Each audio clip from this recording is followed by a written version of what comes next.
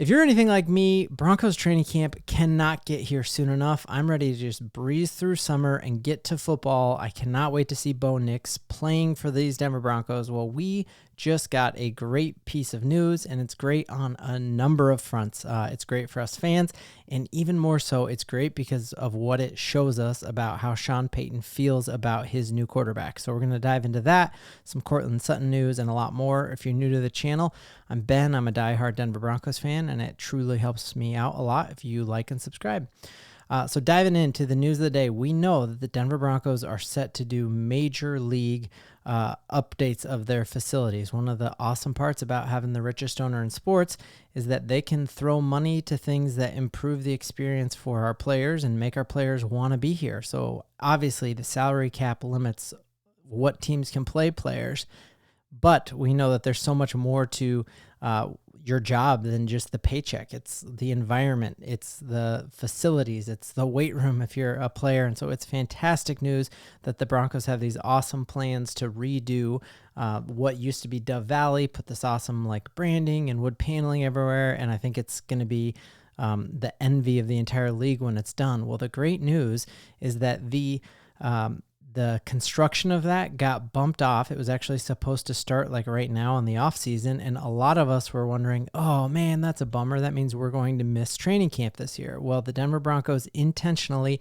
kicked the can down the road, and they will not start doing the renovations of this until after training camp resumes. So that is great on a number of fronts. I think the least reason that is great is that we're going to get to benefit from that as fans. My kids have run up and down the field watching players. It's probably the closest you can get to the players without dropping a crazy amount of money to go and watch a game at Mile High. And so it's great for us fans. But to me, the greatness of this is truly in the fact that we know Sean Payton owns the narrative wherever he goes, and that's one of the things he's like better at. And it might be a little unhealthy to own that narrative like that. We remember Drew Sanders tore his Achilles a month ago, and we didn't find out about it until like 3 days ago. So he's able to really control the narrative, control the spin, right? Even as we speak right now, the Denver Broncos have OTAs, and we don't have any idea what's happening because he has a locked down ship. And so the fact that he had a built-in excuse to continue that lockdown thing and have training camp not open to the public truly shows me that he believes Bo Nix is the dude, and that he is not whatsoever worried about undue pressure being put on Bo Nix to have his practices taped by all of these fans out there on the hill. And I think if Sean Payton had any reservations that Bo Nix was the dude, or was even worried whatsoever about Bo Nix feeling the pressure of performing in front of this crowd who has wanted a quarterback so long. He even joked about the jersey that he saw on a fan where he had all the quarterbacks' names crossed out. And he said, my job is to make sure the next quarterback's name is not crossed out. And to me, this was Sean Payton's opportunity to hedge, to just not put pressure on Bo Nix's shoulders, or to really be able to keep things closed and keep things in a tight-lipped environment. And so the fact that he didn't use that built-in excuse and is opening training camp for us all to go is fantastic news. So it's great for us fans. It's great because Sean Payton isn't trying to hide Bo Nix. His cards are on the table. He's got nothing left to hide. He's like, come out and watch my shiny toy, and you'll all be as impressed with him as I am. And I think that's fantastic. The other part is that I think it's just great that the Walton-Penner family is seeing partnerships start to arise, and it's just showing that it's not just us Broncos fans who are hyped about it, that corporate sponsors want to get involved in this. And it's cool that the Walton-Penner family is going to see return on their investment just by naming this after naming this new Broncos park by Common Health. So I think that's really good. Other great news that we are hearing today is we're hearing more about what Courtland Sutton actually wants in a deal.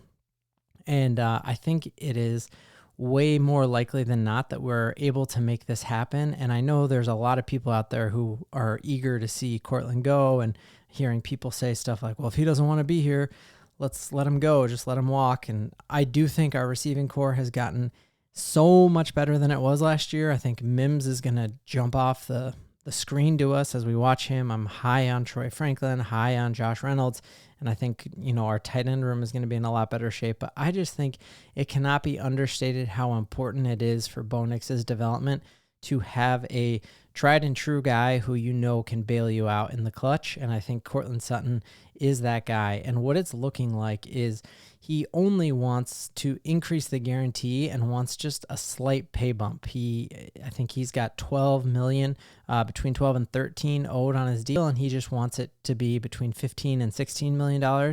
And I think that's in really negotiable range for this Broncos team, and I would like to see it happen if that is all that the asking price is. On top of that, I think the trade market for a wide receiver is actually a very, very crowded place right now. There are so many rumors out there swirling about different wide receivers who might be on the trade block. Obviously, we've heard all about Debo and the 49ers, that he might be on the trade block. Just very recently, it was rumored that the Minnesota Vikings actually tried to trade Jefferson to the Chargers and get Malik Neighbors with the 5th overall draft pick, because Justin Jefferson isn't showing up at OTAs and is probably on the trade block as well. And then we're hearing the same thing about T. Higgins and Justin Jefferson. Not Justin Jefferson. Who's their other really good wide receiver that I'm just blanking on because I'm staring at a camera? Somebody help me out in the comments. They got that other really good wide receiver out in Cincinnati. Neither of them are showing up at Bengals OTAs either, and so it sounds like the Cincinnati Bengals haven't negotiated whatsoever with him in over a year. And so you now have Debo, Justin Jefferson, and T. Higgins all on the block. All three of those receivers are much better than Courtland Sutton, even as a homer, even as someone who loves Courtland Sutton, which makes me think that the supply and demand, that the higher the supply, the lower the demand, therefore the lower the fetch that you return as a team. So I don't see Courtland Sutton being able to get the Denver Broncos more than like a 3rd round draft pick, and that's probably being a little bit hopeful. And if we're only going to get a 3rd round draft pick for Sutton, I would much rather just pony up the cash and give Bo Nix the tools that he needs to really step in as a rookie and dominate. So very eager to hear, how are y'all feeling about Broncos training camp being open? Who's going to be there? Let me know in the comments. And then, do you agree that you think that it's better to keep Courtland Sutton and just give him, $2 or $3 million extra dollars this year, rather than try to trade him for, say, a 3rd round draft pick? So eager to read all those comments. Thank you so much for riding with me as always. And Broncos country, we believe. Man, that one was so lined up.